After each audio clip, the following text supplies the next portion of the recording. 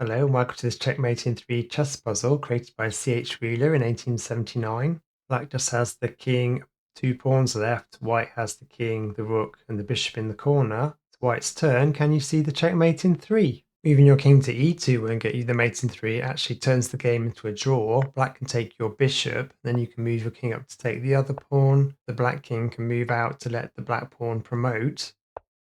Now you just get the draw with just 2 kings left on the board.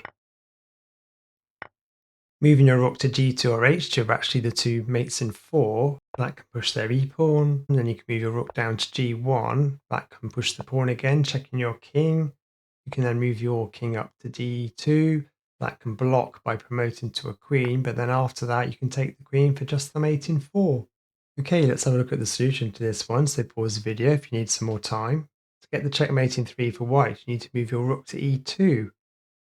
If the black king takes your bishop, you can move your king to c2.